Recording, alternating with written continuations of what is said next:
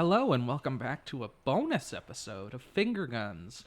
I am your co-host Dave Baldwin, and I am here with Tony Baldwin and James Amatuzio. And this week, for our bonus segment, we're going to talk about the first round of Hot Docs films that we have seen. Yeah. So, if you remember in our last episode, we mentioned that we got accredited for Hot Docs. So, we've been watching a couple of films. So, we're going to go through a couple of reviews, and then we're going to have a couple more highlights of what we're looking forward to. And we'll see what else happens after that.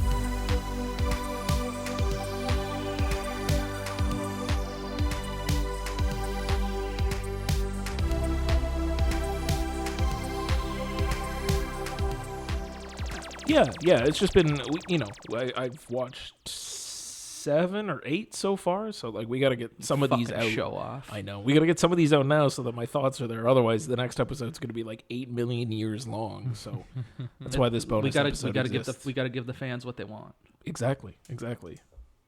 So, so out of the bunch, there's a whole bunch that we've actually watched the same ones of, which is good. Yes. So we'll talk about those ones. Yes. I want to start off with something a little on the whimsical side that Tony didn't like. $1 Million Pigeons. Oh, $1 Million Pigeons. Yeah. A documentary about pigeon racing between, various countries that are participating in it. A topic that I didn't realize, A, existed, B, how widespread it is. It's a big fucking deal, apparently. Yeah, meets and competitions and it's pretty fucking crazy how much goes into this. It was insane. Pigeon racing. It was insane. Especially because I don't you don't even, some of them don't even go. They just send their pigeons and then maybe you get them back. Maybe you don't. Yeah. Some of them don't some of them don't make it. Yeah. Some of them don't even fly up. They buy hundreds of thousands of friggin' pigeons and you get 20 good ones out of that. Just seems like a big fucking waste of money in my opinion. Yeah, it's nuts. And people are spending millions of dollars on fucking pigeons. Yeah. $200,000 on one pigeon. A pigeon. A singular pigeon. Well, I could just go grab the pigeon. You guys want to go pigeon hunting after this? Yeah. We'll start our own pigeon race. Fucking go anywhere in New York City and there's just pigeons fucking everywhere. We could just capture them Not there. Even there.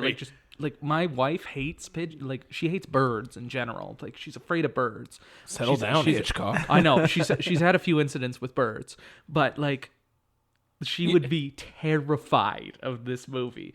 Just the part where they just unleash the pigeons from the truck and hundreds of pigeons fly out. Hundreds of thousands of pigeons. I was how many fucking pigeons are there? Jesus Christ. It's crazy. Huge money. What the fuck? Yeah. That guy, that one dude in the States who's got I don't know, he's breeding off this progeny winning pigeons and selling them at auction. And it's some guy's 10 grand. 10 grand. There was one guy at that auction who just left his fucking card up. He was literally just sitting there, card up. Just keep going. Doesn't matter. We'll buy it. We'll fucking buy all $500. I'm it's a bird. It's a bird. It's a rat with wings. Exactly. It's nuts. I don't. And just, oh my gosh. And I appreciated that the filmmakers, they stayed serious. It didn't get too tongue-in-cheek. It was whimsical, but it wasn't. There was another film I saw called Pecking Order a few years ago at Hot Docs, which was about competitive poultry pageantry. Right. And they were part of it was very tongue-in-cheek. They're at a ceremony, the award ceremony, and Buddy's in the back, who's been talking about how he loves his chickens and everything. Buddy's in the back eating KFC. Jesus. It's okay, that's dark. Yeah. Considering you love these fucking chickens. Yeah. But I like this one. I didn't love it as much as I wanted to, but I enjoyed it, and I liked that it stayed serious. Sure. And that it was still parts of it. You're okay, this is fucking ridiculous. Guy with his fucking, the American guy you were talking about, where he stuffed his prize. Yeah. When he had it on his desk or something, that was fucked up. Just the most. I love that it was played straight, where it was just this is a really serious documentary about people that are really serious about fucking pigeons and to the point of stuffing their prized possession. Now he can be with me forever. What the fuck? Or as long as he loved that pigeon. That pigeon got him fucking so much money, he man. Loved that pigeon. My God. Just it was. I did and when that random guy like fell off the bench. Oh yeah, for no reason. He just fell over. Like, okay. yeah. What? Oh my god. I liked that it took a serious turn. I just wish they did more with it around the South African pigeon race, because like it was built up for most of the movie of just like, yeah, this is like the premier pigeon racing competition, and then like shit hits the fan. Yeah. Hard. Yeah. And like they abscond with the money, and that's it. Like we see the pain and devastation of all the employees who aren't getting paid, who can't afford to keep up this place anymore, and like this woman just like fucking left. And like I guess there was probably a time factor because that happened in what, 2020? Yeah, it happened just before the pandemic started. Right. Yeah. So I guess there was that issue of just like, yeah, it was hard to like follow up and do investigative documentary work during that time. But like I wanted to know what the fuck happened to all that money. Like where the fuck is it? Yeah. Yeah. It was like hundreds of thousands of dollars. Like that's just gone. I don't. Where is it? Yeah, Like, yeah. And she declined to. Yeah, of course she's gonna decline. She's not gonna fucking say anything about that. And it was funny that she's just like, okay, I said enough. Okay, bye. Yeah. She just fucks right off. But Yeah. I think the problem is that it's clearly a movie that was made before the pandemic. Yeah. And then they had a hard stop, and then Yeah. they had to pick up, but they didn't want to get rid of all the other stuff. Right. Which so I think it was they were making one movie, and then they had to pivot, but they didn't want to get rid of the other movie. So I felt like it just kind of felt kind of smashed together at the end. It didn't. It felt very inorganic. Like it was a cool kind of like compare contrast, because even in South Africa they weren't doing as much as the Thailand. They were from Thailand. What are Thai. the Thai people Yeah. were doing? Like they seemed very, very invested. Yes, in a very way much that the so. South Africans weren't, minus Yeah. the workers who definitely were. Yeah. Yeah. Yeah. But it seemed like everybody was very invested. So that was a fun contrast. I just thought it kind of. Yeah, I did like, in terms of contrast, you're right, there was a lot of good contrast that worked and a lot kind of didn't, and I think that pandemic really kind of messed up how they would have probably gone about it. I did like the contrast between your hardcore race money-making earners that, he's breeding and fucking auctioning and all that shit, and he's sending like 100 fucking pigeons and spending bajillions of dollars and making money back, versus the one Irish gentleman Oh yeah, I wanted to give him a hug. who's just having a hard time. He like, Are you talking about the Irish chef? yeah. See, I wanted more of him. Like he came in too late, and I was just like, you guys have been holding on to this guy. Like, well, he was there from the beginning. He was the start, and kind of like he was kind of like a connecting thread for you to follow, sort of like the everyman through this. But again, I think the pandemic kind of messed it up. Yeah. Like there was that jump where like, oh, he's trying to get his pigeon racing club, ridiculous pigeon racing club to all agree to send 4 pigeons.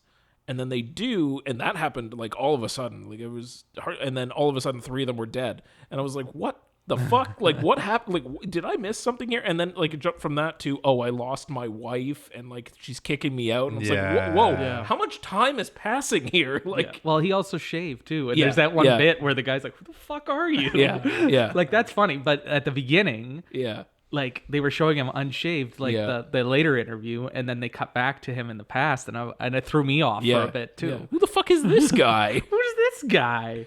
I felt bad for that guy, I especially just wanted like, to hug him. yeah, his pigeon came in like what, 400th place or something. Yeah, like like down near the bottom. that. Oh, at least he got a pigeon sent out finished. there. He finished. He finished. He So came he was back. happy The about pigeon that. came back. The pigeon came back. Yeah. So he was happy about The that. dough he made looked fucking that good. looked like great I dough. was ready for a pizza. Yeah. But Yeah, Dang. we're gonna have to email Irish Buddy and For- find for out his what his dough dough recipe? recipe Yeah, is. yeah. Since you and my wife are in the business of It's making true. pizzas. It's true. Company starting soon. What didn't you like about it? I was just a little bit disappointed. I think I was expecting more of a tongue-in-cheek thing than a serious talk.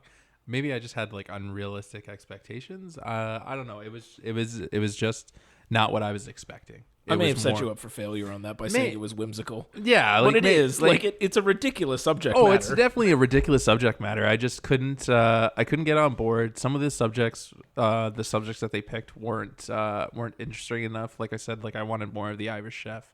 Sure. The guy who stuffed his pigeon. That Yeah. guy was fun.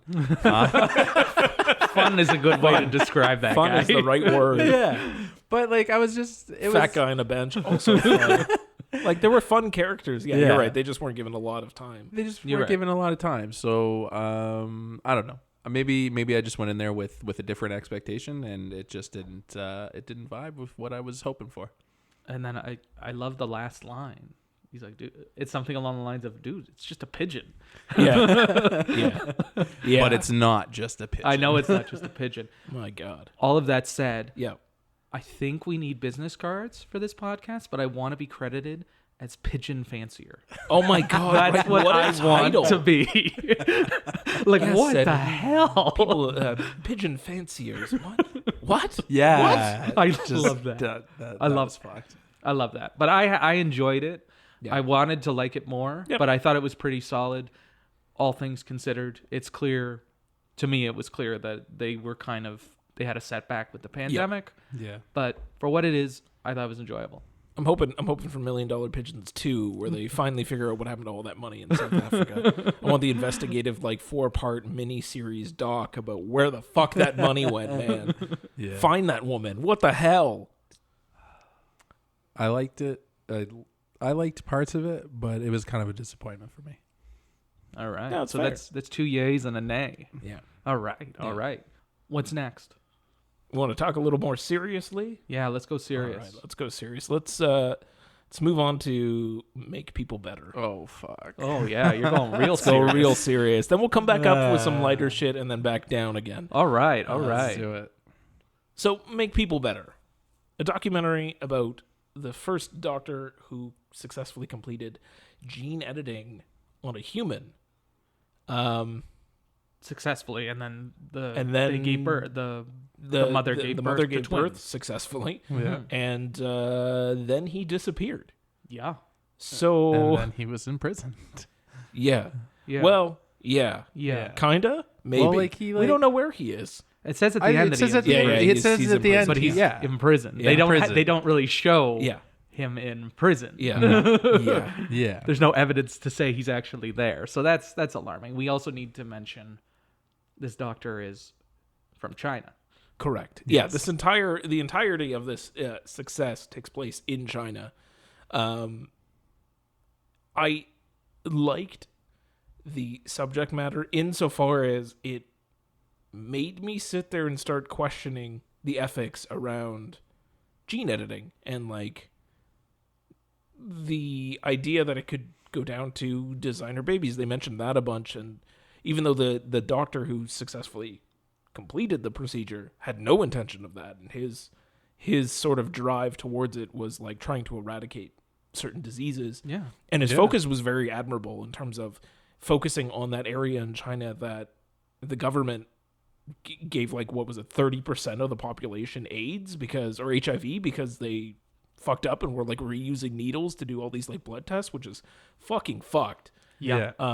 So like from that perspective and coming at it from that angle, I'm like, okay, I can get on board with that. Like you're trying to get rid of something that should never have happened in the first place, and you're trying to find a way to correct something that could end up killing someone or changing the outcome of their life in a negative way because they're happen to be Positive. born with Mm-hmm.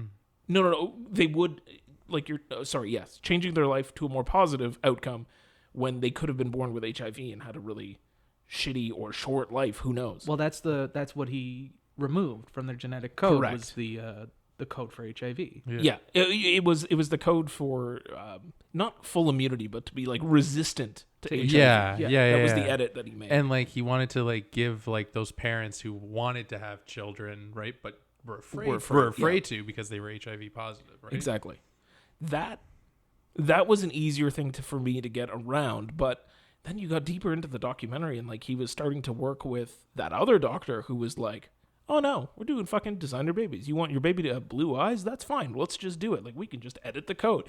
And like, they were talking, I mean, more theoretically at the beginning, there was those lectures that you were kind of in on and like watching the lectures play out. And that one guy who's very pro gene editing, gene therapy, talking about, oh, we know, so if you edit this gene, you'll have super hard skin. And like, there's like weird military applications and government applications that they were looking into as well.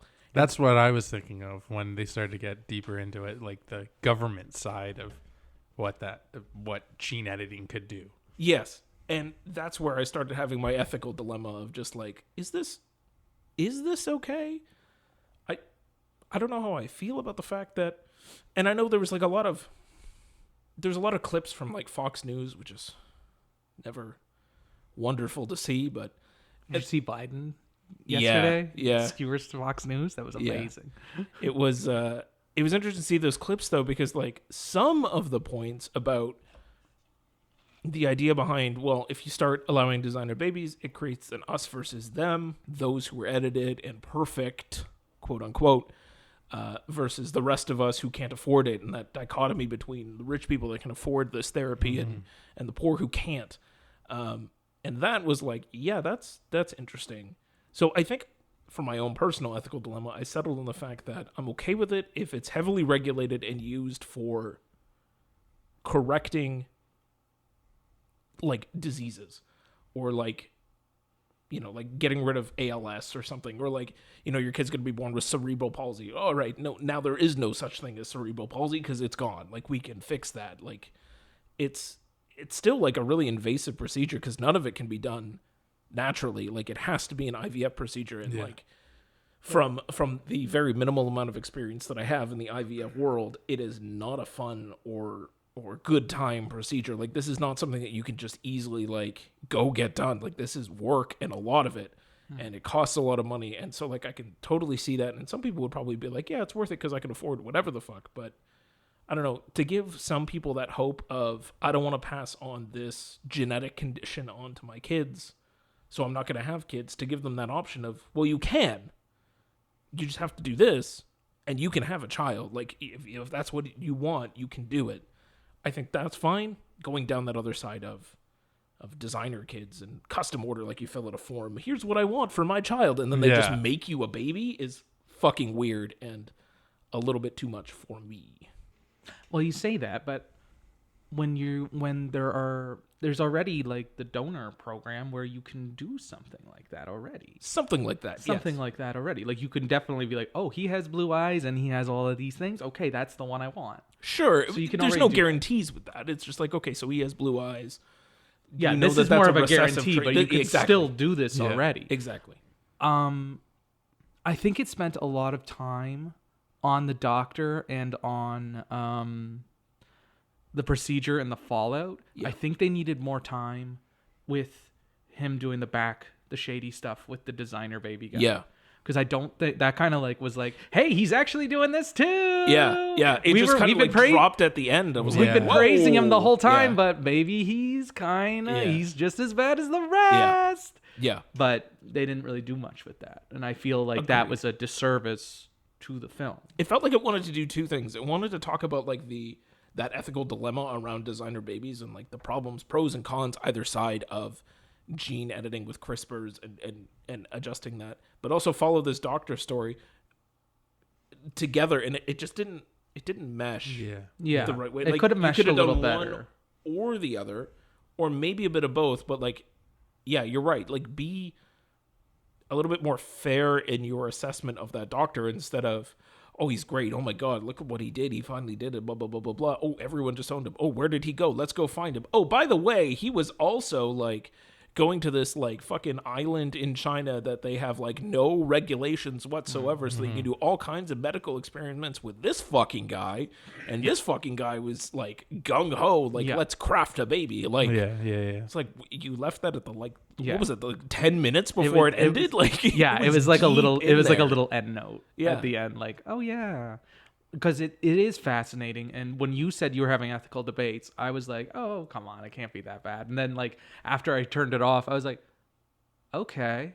Yeah. Well, shit. Yeah. Right. Yeah. And it's a lot of questions, right? And it's just So there's something there. I think there's something good there that it's able to sort of elicit that response from you that like if you watch it, you do start to like, I don't know how I feel about this subject. It did its job. It evoked the whole point of the documentary is to invoke something in you, right? So like if you're still thinking about it and you start questioning things when you're watching this, obviously the documentary has served its purpose, and it obviously did its job. It did its job, right?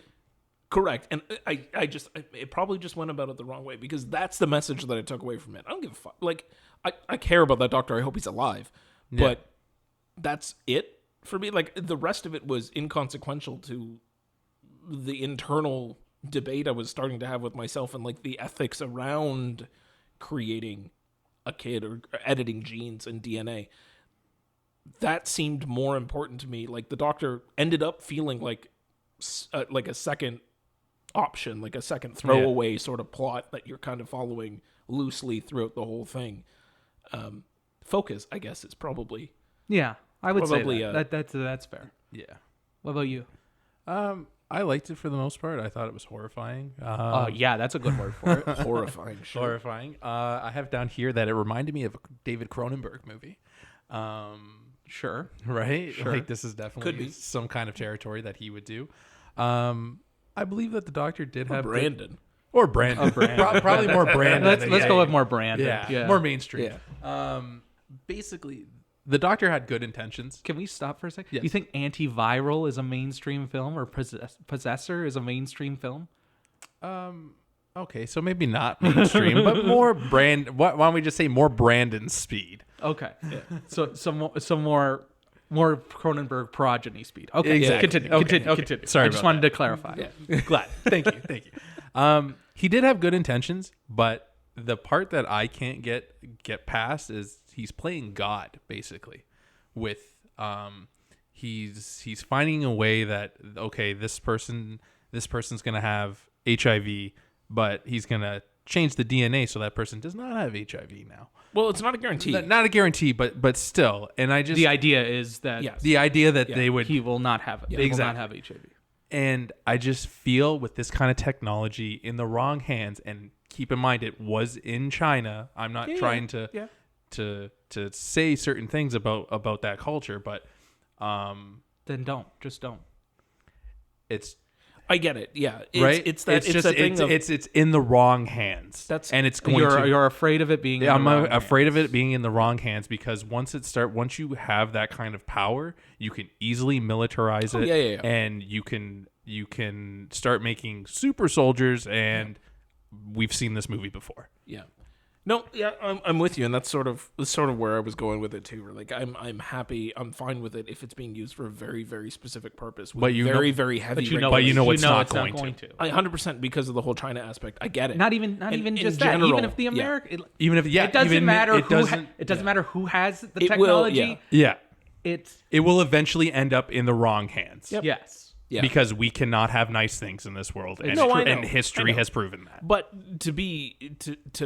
to come around and say that I'm completely against it because of the possibility of it ending up in the wrong hands, I can't. Yeah. If it's being used in the right way with heavy ass regulations, and I mean like fucking heavy, like doctor being sent to a fucking prison immediately, sort of heavy, like that side of extreme, fine. But you're right. Like there is The that, black market for this would be Of course. insane. Oh, for sure. course. Insane. Black market would light up like a Christmas tree. So Tony's right. It did Yeah. serve its purpose, Yep. because now we've been talking for however long, and Yeah, now we're getting into ethical Yeah, debates yeah, about exactly. this. It's a solid documentary Yep. with And it's meandering. gonna spark conversation. It's going to spark Yeah. conversation. It has a meandering focus, which I think could have been a little tightened. Yeah. Yep. And they could have had more on the doctor's shady Yes. parts. But Agreed. it serves its purpose. I liked it. Yep. I would say recommend. I like to heavy recommend for me. Watch it with some friends, just so you can once it's finished, you can sit there and You can have your arguments just have with your own friends. argument, figure it Exactly. out. Because sitting there on my own after it finished, trying to like parse this one out was I had to sit with it for a bit. Yeah, I'm still thinking about it. I saw it a couple of days ago, and it out of the 5 that we're going to be talking about today, that is the one that I'm still thinking of. Yeah, I watched it after a horror movie called The Sadness. Oh God! And I what needed a double bill. I you needed got a there. cold shower after that one, and then I watched this, and I was just like, I'm just gonna find some snow and just make snow angels naked because like I need to cool the fuck cleanse. down. Yeah. I need to cleanse myself. Yeah. I watched it right before bed, and I had some nightmares and some interesting dreams after that one for sure. Yeah.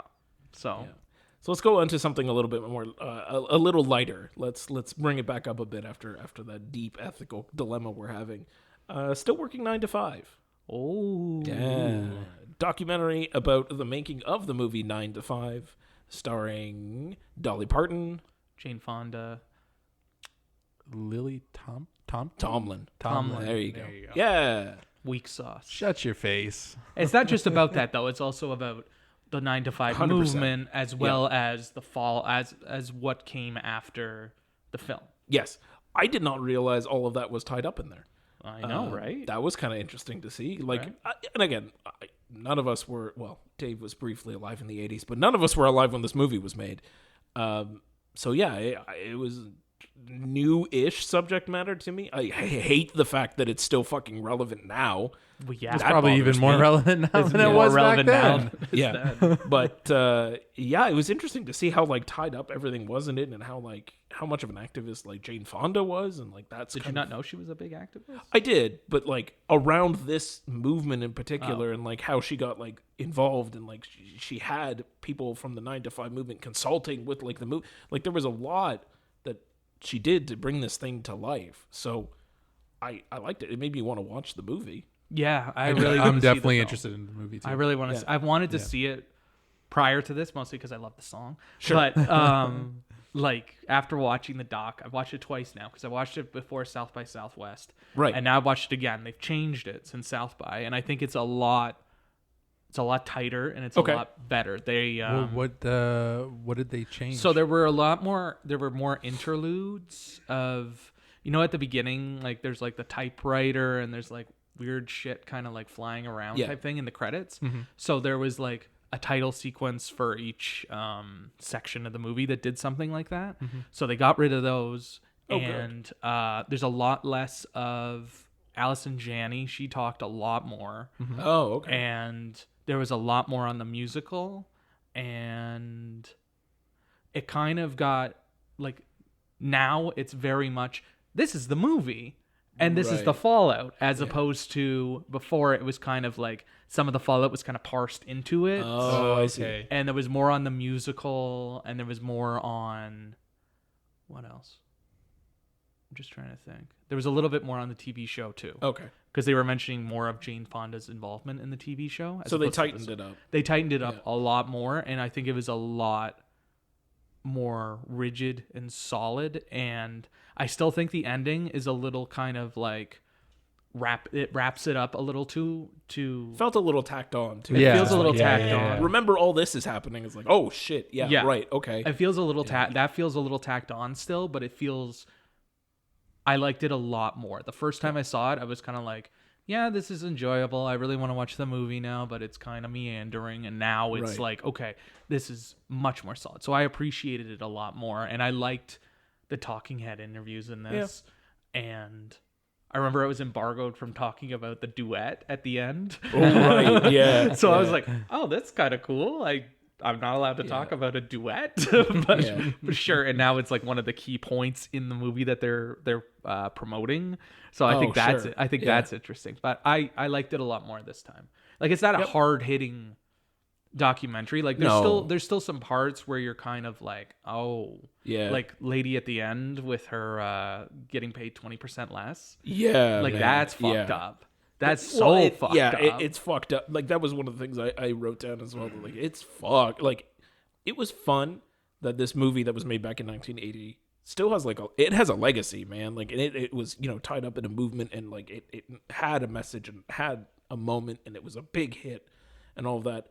it's less fun that it's still relevant now. And, like, they were able to still find examples of that shit now. Yeah. And, like, the only reason that one girl was getting paid, like, 20% less found out was because their boss got pissed that there wasn't a bonus from their head company. He just fucking, like, here's everybody's salary, like, out of spite. And that's when she went, holy shit, what? Yeah. Yeah. What the When fuck? they had those stats on how black women were paid versus the white males and the white females. And then the other thing of Latino women being paid. Latinx women, Yeah.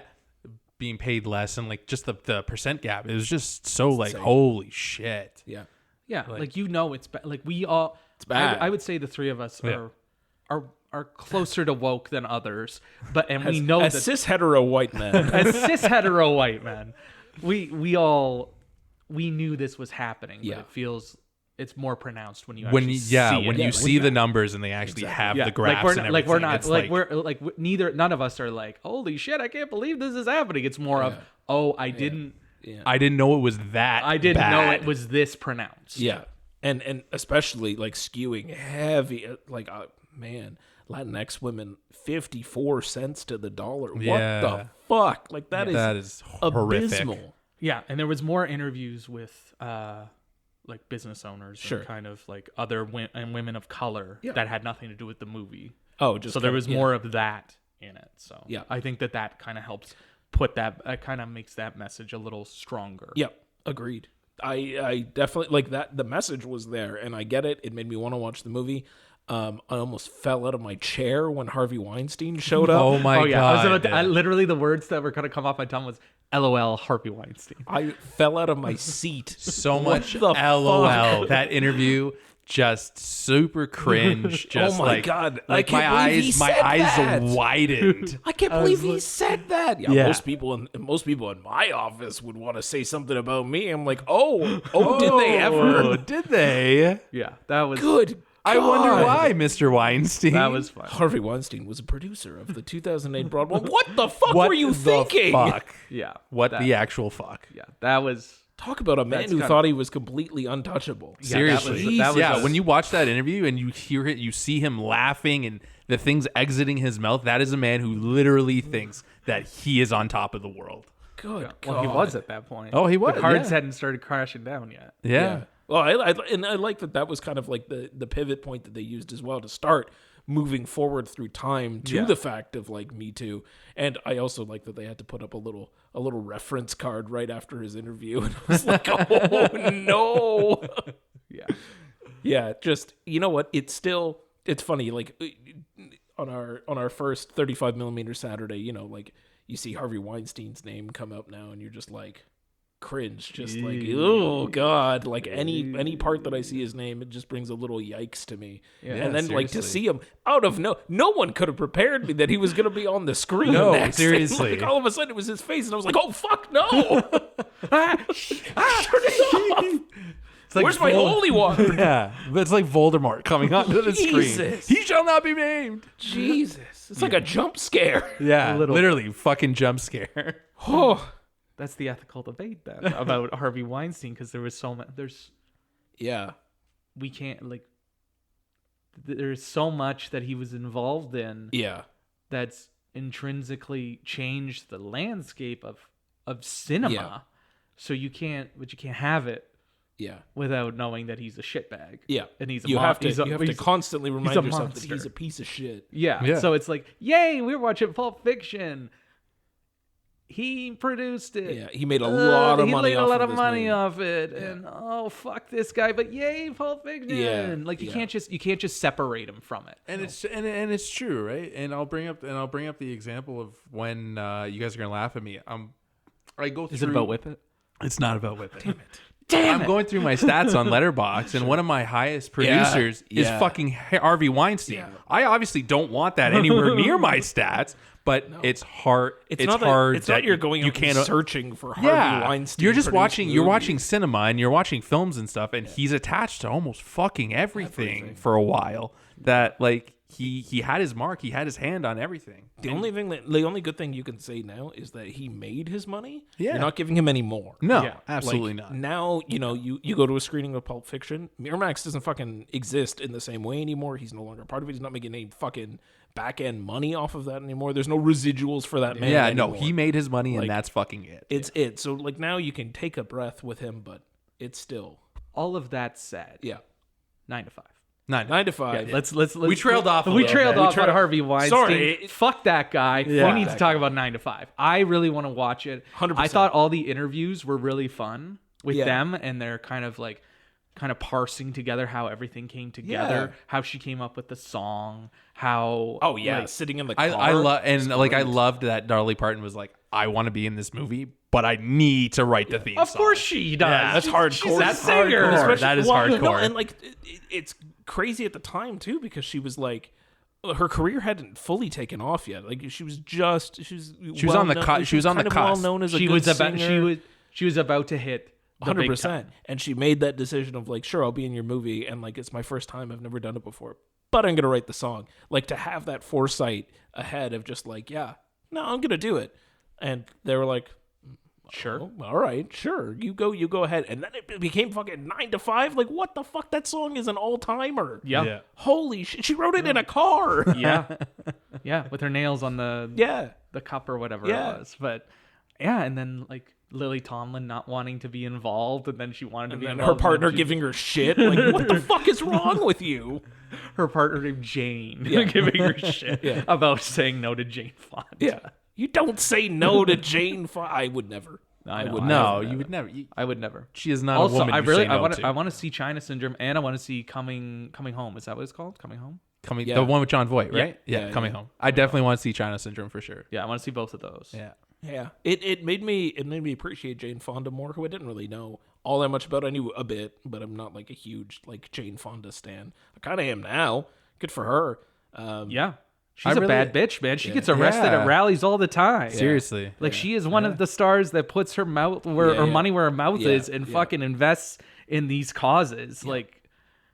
Like she is on the Yeah. front lines getting fucking arrested. Like that live footage was from like 2 or 3 years ago. Yeah, yeah, like, yeah, at a like rally, it's yeah. recent. Yeah, I really liked her producing partner. He was pretty animated, and just him telling stories about Jane was just very interesting to see. Yeah. Like I and Rita Moreno getting Right. like, Oh, yeah. she won the Oscar for West Side Story, and then like she all got the roles kind she of- got was Coffee Girl. Yeah. Yeah. Like, what the fuck? What the hell? Like at least Ariana DeBose has fucking Craven the Hunter coming. Yeah. It's not Coffee Girl number 2. Not Coffee Girl number 2. at least times have changed slightly. Slightly. Slightly. So yeah, I thought it was better. Yeah. I still think there's a little bit at the end that I think could have been reworked, but Yeah. it was better than the version I saw 8 weeks ago. Sure, that's good. But I still think that's kind of interesting. Yeah.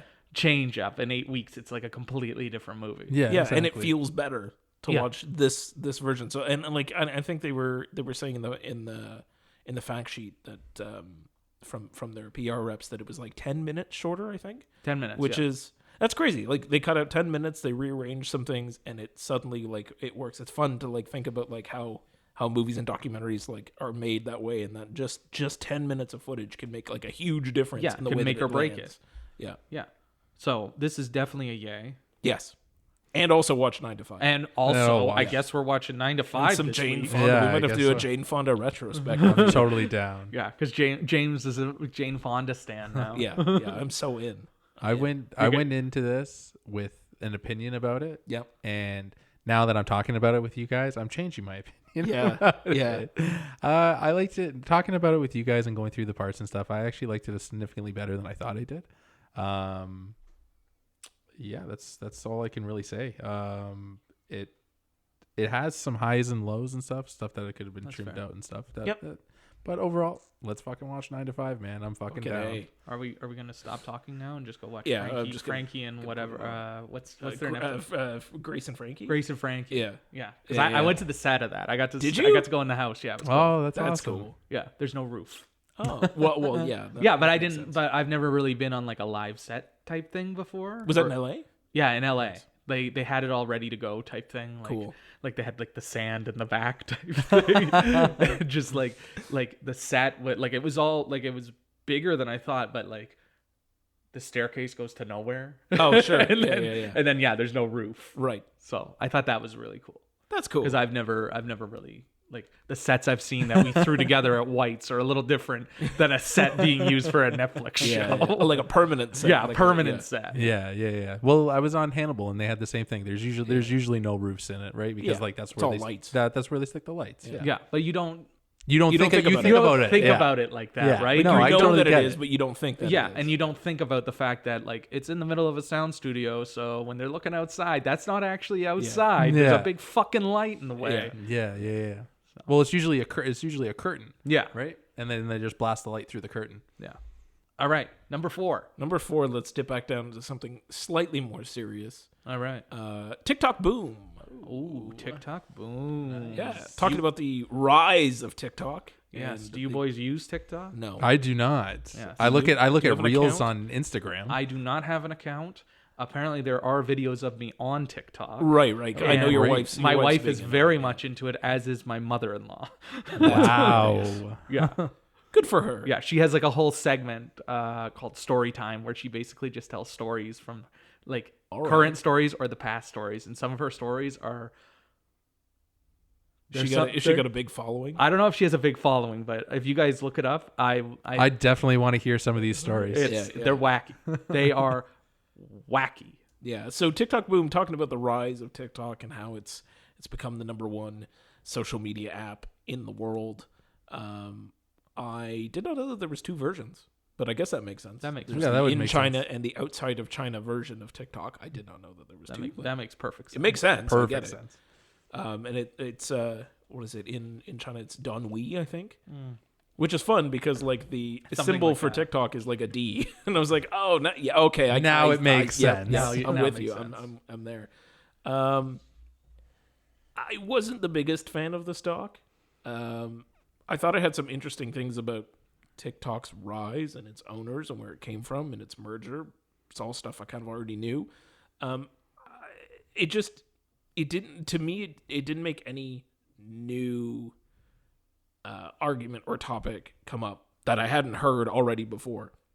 We're talking about the rise of social media, the lack of privacy, data hoarding, who owns your data, where it's going, Data brokers, yeah. data brokers, the fact that most of your shit's in China, whatever. Like, it was all stuff that I'm like, yeah, This is stuff we already know. I know, I'm aware. Now, not to say, it means it didn't work for me, maybe not for you guys either, but it could work for others, and maybe this is a way into that conversation that people haven't had before, because maybe this is more relevant now that it's TikTok.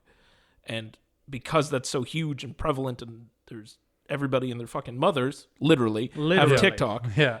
Maybe this is the documentary that makes people go, huh, yeah, I never really thought about that. And like, Completely hopefully agree, maybe yeah. it's the more accessible topic instead of just like a random fucking Last Week Tonight episode with John Oliver talking about data brokers that no one fucking saw. Well, I'm assuming a lot of people saw it. A lot of people saw it. But like, when I was watching, I was like, didn't I just see this on Yeah. John Oliver? yeah, exactly. And that's what I was thinking about too. It was just like, yeah, I've seen this. You've seen this there. There was, what was it? The Social Dilemma? The Netflix doc. Similar about that. It was very similar in terms of like its content because it's the same problems. Nothing has changed in the last arguably 10 years. Yeah. It's also hard to sympathize with someone who's making well over $1 million on TikTok.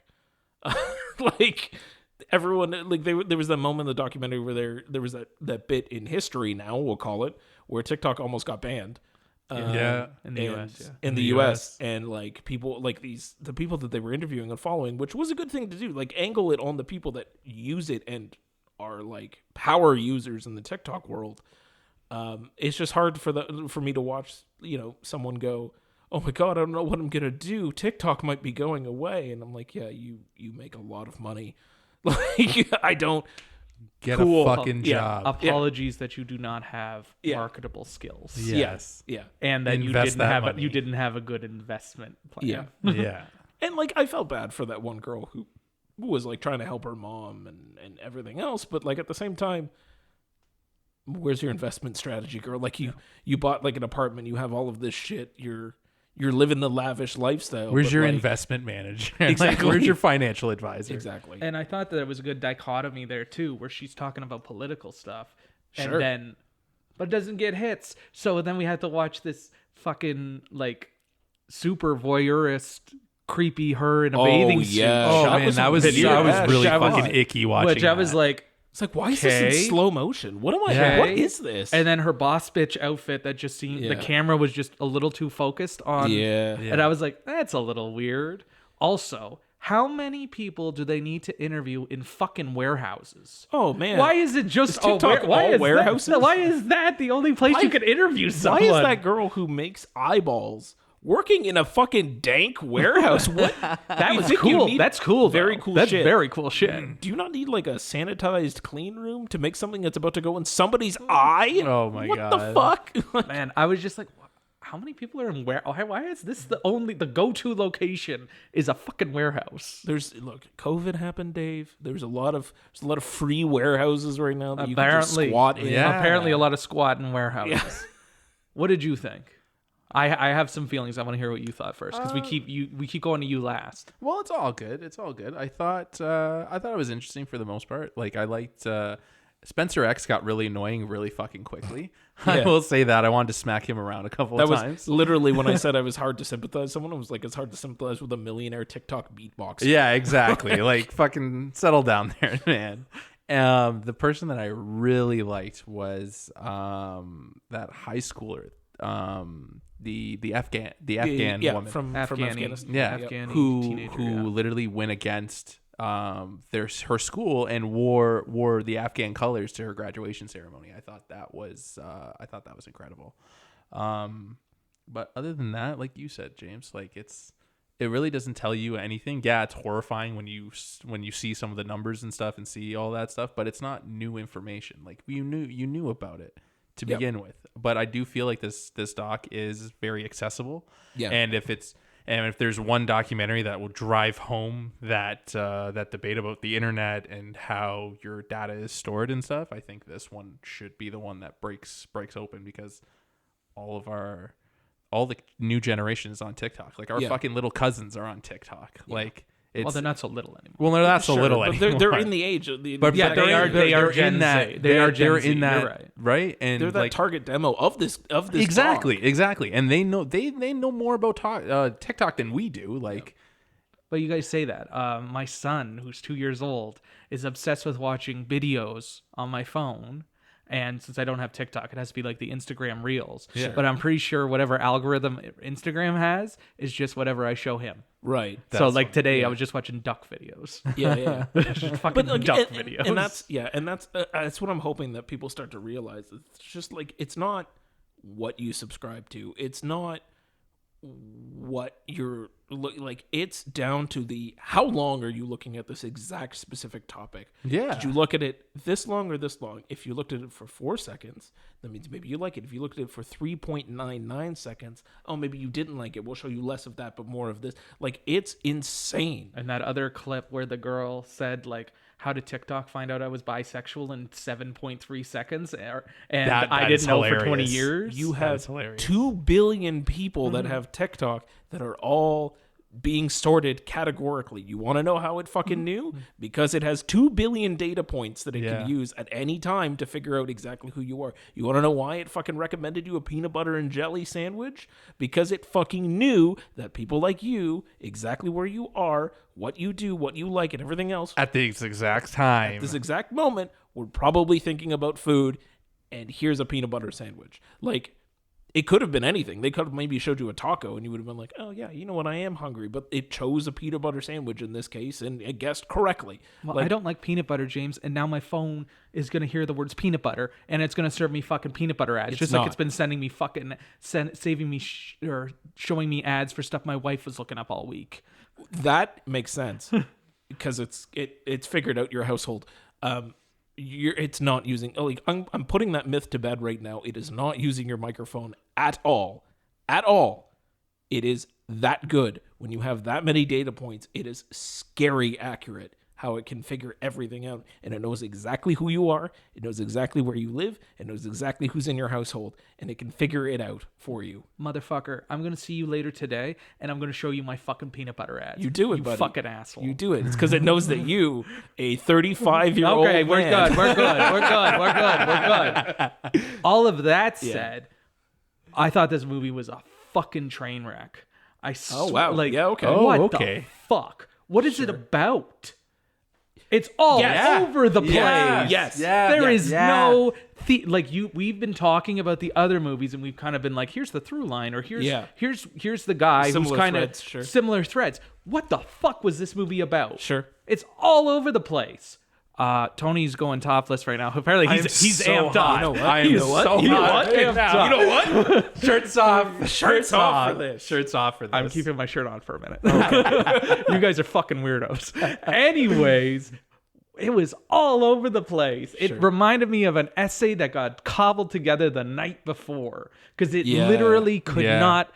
It couldn't pick a fucking lane. It was all over. It was all over the fucking. It was about the rise of TikTok, and then suddenly it was about data broking. Suddenly it was about Black Lives Matter. Suddenly it was about poor woe is me. TikTok's gonna get banned. Dave and is now I literally have to make, shaking while he's now saying I have this. to make money a different way with my beatboxing. Like, just get a fucking career. 100%. Why don't you Get a start fucking job, sir. Why don't you start DJing, man? One of the things I hard. noted was that it just kept bringing up problems or arguments. It was just like, here's this. Oh, here's this. Here's this. And it never gave a fucking solution. It just kept throwing shit out at the wall, and it was just like, yeah, okay. Dave has now taken off his shirt, everybody. Now it's about politics. Now it's about this. Now it's about this. Okay, so what do we do about that? I don't know.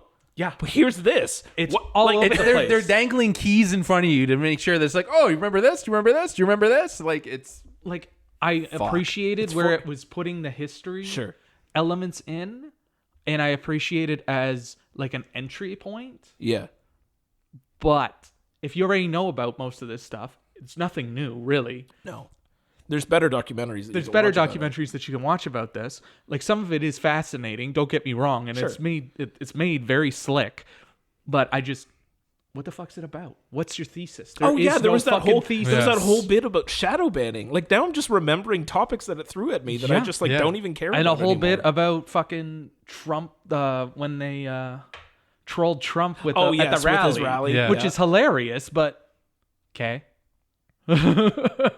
Like, what the hell? It was like both sides in TikTok. It was like, TikTok bad, TikTok good, TikTok bad, TikTok good, TikTok bad. Also, I know that I have given out a lot of my data. Yeah. Like, I'm not going to pretend that my head's in the sand and that I'm off the grid. Like, sure. I know all of those things. If I have a government phone, maybe I shouldn't be using a social media app. That just seems like logic. Yeah. Maybe I shouldn't be showing the fuck. Hey, you're under NDA and you can't show this base. Yeah. Maybe you shouldn't show the fucking. Maybe you shouldn't show the fucking base. Maybe you don't need to be told that. Have we gotten to a point where you don't like? I've watched The Batman a week before it came out, and I didn't post a thing about it. Yeah. Nothing.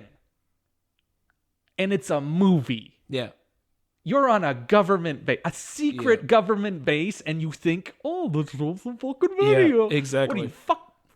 I can't. Yeah. I can't. But again, it continues that problem of just throw another thing out there. Yeah. Here's something else. And you see, like, you're mentioning this shit, and it's just like stuff that I've just like completely forgotten about from this doc. Like, I remember certain things and these through lines that we were talking about, but I don't fucking remember everything because there's so much. There's just so much going on. Yeah. And I feel it's one of the Scotiabank Big Idea. It's in the Scotiabank Big Ideas section of the festival. And I feel like the conversation that's going to happen after the screening, which I'm not sure is before or after we go. This will be live on online. Yeah. But I feel like that conversation is going to be much more interesting and much more like fucking like rigid than this movie was. Probably. Yeah, you're right. Like, I can't get over how all over the fucking place it feels is. like it was made for TikTok. Oh yeah. Oh, 100%. That short attention span, like, Yeah. here's Yeah. this topic, and we're done. And here's this topic, and it's like bite-sized pieces. Yeah. Again, it comes back Which to this. which in fact might be the point, but at the same time, it's an 80-minute movie. How it's an 80-minute movie about nothing. It goes back to that accessibility thing for probably today's generation that might be able to get through it and maybe get something out of it because they're used to bite-sized pieces of content. But from a cohesive documentary perspective, it's not. Not at all. It's a bowl of noodles on the wall. Yeah, it's literally. Like I had my Vitamix on the counter and I was like, okay, I'm gonna throw this in and I'm gonna throw this in and this and this and this. Yeah. Oh, remember this? Yeah. Oh, and this. Yeah. Blend And then and then serve it in warehouses. And then it just fucking abruptly ends. Like they're having that conversation. And it's like, oh, and it's not over. I'm like, okay, what else? And then all of a sudden it goes straight to credits. Yep. I was like, wait, what? That's it? Like, Yeah. Again, no solution. no solution. Nothing. Here's the log off movement. Okay, cool. And they picked like there are very interesting people that they're talking to. Yeah. Yeah, the subjects are very all in interesting. warehouses. All in warehouses, all of them are in warehouses. Yeah, but like the content creators they picked, Yeah. like, they had something to say, and there's something to be said about like the bullying and the hate speech, The anxiety and that they go through. the anxiety and needing to just be like, okay, if this is how I'm making money, I gotta just take it type thing. Right. Like that's unacceptable. But at the same time, it's like maybe this is what you should have been talking about. Maybe this is the bigger point. Like you don't need a whole. If you're going to talk about data broking, you're going to talk about how the Chinese have all your data and how government. Like that's one movie, or that's one topic. Yep. If you're going to have all these content creators talking about their lives and Buddy being upset that like not knowing what to do next, Right. Obviously, he has some sort of social issue. Yeah. Just like this other girl does, where the only time people watch her fucking videos is when she's in the bikini, or whatever Borat-looking bathing suit she had on. She fucking said that, and I was like, well, yeah, that tracks. Like, Yeah, and it's like, Have you seen the world? Like, it's like maybe that, like, there you go. There's two separate movies. yeah. And I feel like this is the movie I want to see. Right. I want to see that movie. Coming back to our big takeaway from Make People Better. Focus. Focus. It's all over the place. At least make people better. Like it needed a better focus. It needed a better focus, but it was like it was cohesive, and there was a story. It wasn't just like and this and this and this and this. And I just think maybe that is the documentary we need to see. Yeah.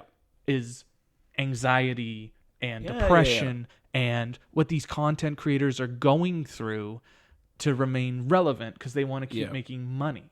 Yes. Apparently, they say that one point when like high schoolers, like their job aspirations number 4 is social creator, influencer. And it's like, maybe we need to see this movie. Yeah. Maybe this is the movie that we need right now, is talking about this movement of content creators and what it's doing to them and what it's doing to Generation Z and how they're all feeling type thing. Maybe we need to see that movie. So thank you, TikTok Boom, for introducing that idea. Exactly. But it was all over the fucking place. I was so mad after watching it. We'll call it Baby's first social media documentary. Yeah, let's call it Baby's first social media documentary. It's your step in the right direction. So I don't think I'm not personally recommending it, but look, if you've never thought about these topics before and you want a pretty picture book way into it, TikTok Boom's fine. Like if you want to just like if this is your first toe dip in the water and you have like kids that are heavy into TikTok, or if you're a kid who's really into TikTok and wants to just like start the idea thinking of what the fuck is happening, maybe. And there's another one. There's that conversation between the lawmaker or the lawyer who's fighting against TikTok, and his son is upstairs on fucking TikTok. Yeah. Oh yeah, fuck! I forgot that happened. Right there. There's such poignant moments in this movie that you're like, why the fuck did you just like, okay, thanks, bye? Like, what the fuck? There's definitely a good movie in there, but it's not this one. Yeah. It's a nay from me. very accessible. Like if you don't really have a lot of like documentaries that you've seen, maybe you can start with this one. If you guys love TikTok, then yeah, obviously get in on it. But like if you're a lover of cinema and you want a good documentary, this one's not it. That's fair. Yeah, that's fair. So let's go into let's come back up into something a little less serious. It was kind of a little bit again on like a whimsical, quirky. I think quirky. I don't know Quirky. about whimsical. There's Quirky. a murder. It's Quirky. about a murder, James. Quirky. Fine. Is it about a murder, Dave? Anyway, Bernie Langell wants to know what happened to Bernie Langell. Which, first of all, I guess a brief summary. It's a documentary about a man named Bernie Langell who's trying to investigate the death and mysterious circumstances around his grandfather, who's also named Bernie Langell. All in New Brunswick, which was wonderfully Canadian. I really appreciated it. Super Nova Canadian. Scotia. Yes, New Brunswick, Nova Scotia. I loved the East Coast accents in here. It was a lot of fun to hear. Also, the miniature sets.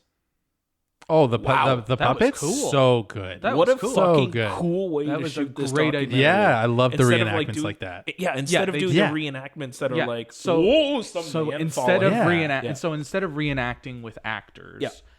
they have voices. Obviously, there's some voice acting here, Yep. but it's mostly done with miniatures. yes, Which miniature is- sets, yeah, Miniature sets, which is and miniature Character. actors or Puppets. Yeah. puppets. Yeah. Puppets. And I thought that that was really Very really cool. Like it was a great way of telling that story. Yep. Like I thought that was amazing. And I the really detail, liked it. Yeah. the Yeah. detail and just I loved that it's all about memory and how people choose to remember things Yes, and how my memory of how this incident went down is different than your memory of how it went down, which is different from your exactly. how Yeah. it went down with you too. Yeah. So I thought that was what really drew me to it. Besides Correct. the short run time, which Short runtime. Short was also runtime. good. short ass movie. Great. Well done. Great. And yeah, it was dealing with your different memories of an event and how your memories of a person in general are impacted based on your relationship to that person, and you don't know the whole person unless you've been around them literally your entire life, glued to their hip. You don't know exactly who they are, and like the Bernie Langell, who would have been the grandson, had a specific idea of who his grandfather was based on who his father thought his grandfather was. But like as this movie progresses, you find out that Bernie Langell, the grandfather, senior, I guess, Yeah. He had some demons. had some demons and was a yeah. very complicated person. It wasn't so cut and dry. Like this started out as a pretty like the hypothesis that it presented at the beginning was this man was fucking murdered.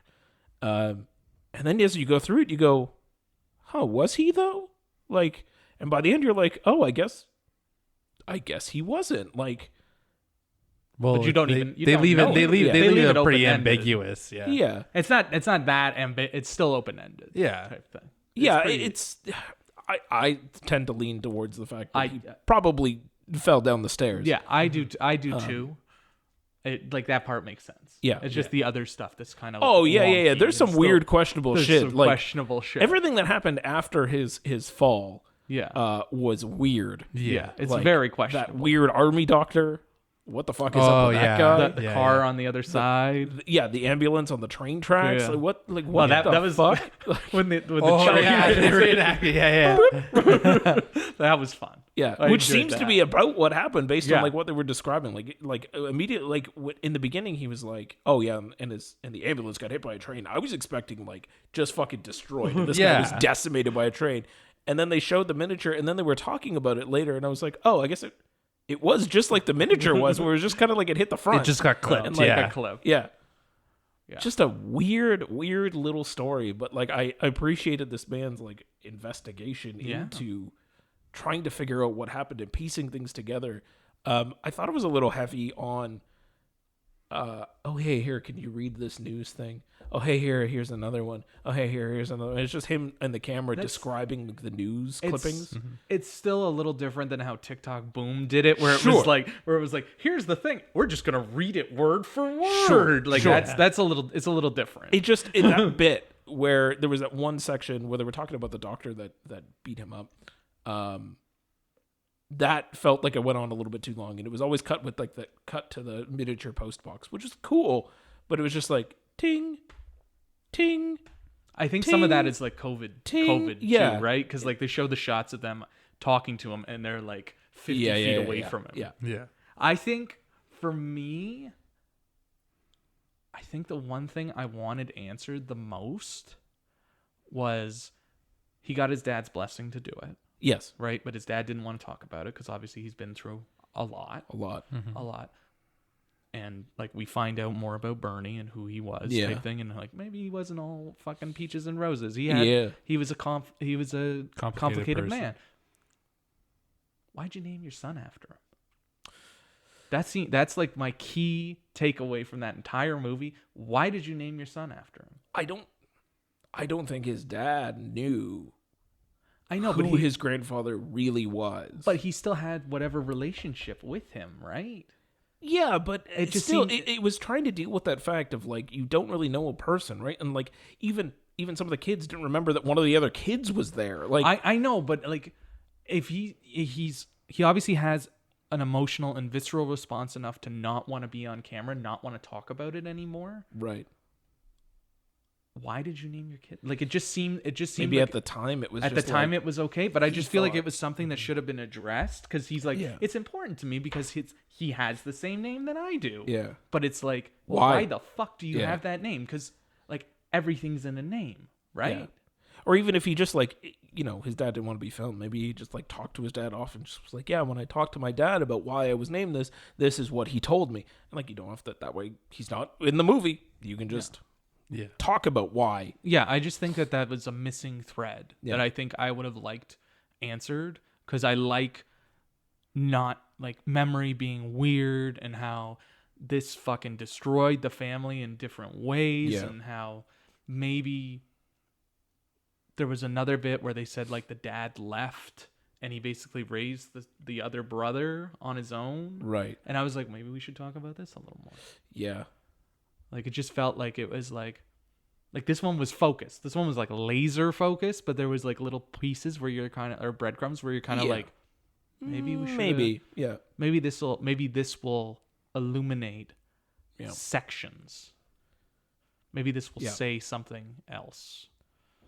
But I thought it was really well done. It was short and sweet, and it was to the point. Oh yeah. Considering all the other movies we've talked about, where we're kind of like, okay, you kind of lose us partway into it. But this one was like, you don't lose you. Nope. And I love you're in it. Whole you're story. in it for the long run. And I love the miniatures. I thought they were fun. Yeah. I thought they were a unique way to bring us into this situation and what happened that you didn't need to see fucking. Dramatic reenactments. Yeah. With some cool camera things of like going down the hallway of a miniature. I was like, wow, that's fucking cool. How boroscopic of a lens did you have to put in there to get that shot? And then his eye shows up. Yeah. It was everything that I wanted and more. And more. And more. This was one of my most anticipated ones of the festival. I really enjoyed it. I thought Bernie was a hell of a subject. Bernie Jr., obviously.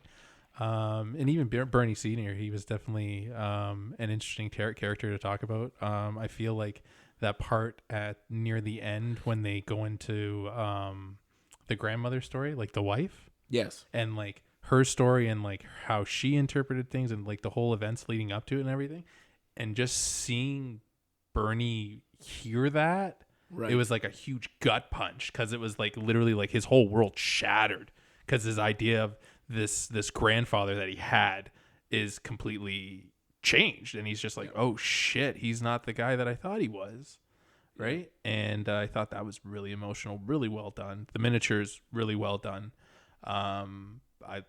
It was great. Yeah. Solid recommend. Solid recommend. And yeah, especially because it's like 75 minutes. Everybody's got 75 minutes. But like the story was just like he was telling the events and everything. It's just like what, and then like my eyes just kept widening. And I'm like, holy shit! Like you can't write this. Like no one can write this. It's wild. So if Netflix picks this up for a fucking movie, it's a documentary. I think it's a documentary channel exclusive. Oh shit! Cool. Yeah. I believe. Oh, I was just saying, like, like Netflix makes a movie about it with, like, John Malkovich, like that kind of thing. Ooh, John Malkovich. John Malkovich is Bernie. Malkovich. John But I'm just saying, like a Hollywood Bernie story. was like 36, man. He doesn't have to be a grandpa. Like, but if there was a Hollywood story about this, like, I would be all in for it. It'd be a wild story to tell. Yeah. And it was a wild documentary at that point. Yeah. So Hot Docs is still ongoing until Sunday the 9th. No, the 8th. Sunday the 8th, Mother's Day. It's still going until then. You can get tickets on hotdocs.ca for in-person and digital screenings. correct. We're- Should mention all the ones that we've talked about today are available digitally. Yes, they are. They are. Don't feel like you need to go to Toronto to see these, but you can watch them digitally. You can watch them digitally. You can watch them in person. We're going to come back next week with a couple more that we watched. I'm still really excited to see Art of Silence. You already watched Kids in the Hall. Yep. Tony wants to watch it. What else are you guys excited about that we haven't seen yet? That we haven't seen. I want to see Riotsville, USA. I still want to see that as well. I want to see. Is it called Navalny? Navalny. Navalny. I really Yes. want to. I really want to see that. I really want to see Second man. Chance about the Second bulletproof Chance. vest. Yep. And I Killing of a Journalist. Killing of a Journalist. I'm really excited for Last Lap Dance. Last lap. Sure. That looks like that's gonna be. Yeah, you would. I also want to see Quiet Epidemic. I know you've seen it already. I did. But I want to see that one as well. So we're gonna any more? No. Art of Silence. I've already mentioned me wanting to see the Marcel Marceau. Yeah. So we'll have a couple more, some more thoughts next week. Yes. But we hope you appreciate these 5 recos, or at least one was not a reco, but the rest were. Before we go, I know you guys always talk about Dave's New Blues, but I feel like today we should talk about Tony and James's New Blues. Oh, we're adding a little what? segment. Dave, So Dave just handed us a box. Handed us in a box. We're doing a live unboxing. Yeah. Bring it close to the mic. You got to hear that box open. Yeah, you got to hear this. You ready for it? Ready you for ready? it? Go.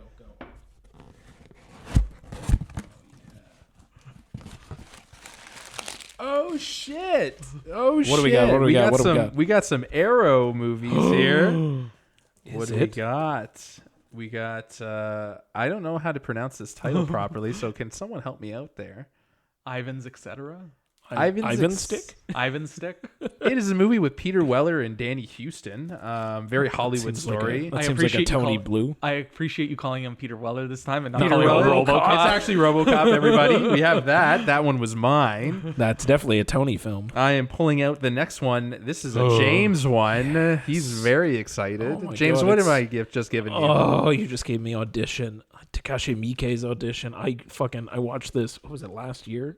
Yeah, it was the most recent October that I went through, and holy shit, I still can't get scenes of this out of my head. 2K restoration. I'm very excited. I can't wait to watch this again. Audition is fucking great. I've actually never seen Audition, so no. Let's do it. Let's watch it together. It's right. neat. All right, It looks like a movie that we should watch It's together. wild, man. Next up, I have Mallrats, a nice special cool. edition Mallrats. Everybody this- needs Mallrats. Is this how it looks, Dave? Yes. This is how it looks? I thought That's it how would it be a little bit bigger. No, But that's okay. I'm very excited to see this classic Kevin Smith movie. I didn't originally Comes with like the TV cut. Oh my god, it does. Ooh, cut for TV. Cut Yeah. for TV. Edited for TV? Yeah, the edited Nice. for TV version. Very excited to revisit this. And this one is James's, and it looks my God. hella beautiful. Oh I'm gonna my put God. this. I'm gonna put this back in the box so that James can open and see it. Okay. Okay. I'm putting it Oh, back I think into I the know what box. it is. Oh my gosh. Here you go, Jamesy. Oh, is it my baby? It is. Another one that I just recently watched. Oh, yes. 70s fucking Italian horror. Deep Red, Dario Argento. Oh my god, it's a 4K. Oh my god, you Can't got wait. you got the special edition, didn't you? Yeah. Oh, that's pretty. That is very super pretty. This was a wild ride when I watched it last year, and I'm very excited to just watch it all over again. I almost bought that one blind because I kind of wanted that one for myself too. Oh my god, restored original lossless mono Italian and English soundtracks. What the hell? Oh man. Great, I can watch this in mono. That's what I've always wanted to do. I've actually never seen this one either, so I guess we're watching that Yeah, audition in deep red. It has the 127-minute Italian version and the 105-minute exported version. Which one have you seen? I think I saw the 127, but I'll have to verify. I can't remember right now. Amazing. This is amazing. I'm so happy that both of these came in. My horror collection just grew by 2 today. Woo! So that was Tony and James's New Blues. But yeah, we'll have more for you next week. Yeah. On Hot Docs. And until then, I'm Dave. I am Tony. I'm James. And we'll see you soon. Take care, everybody.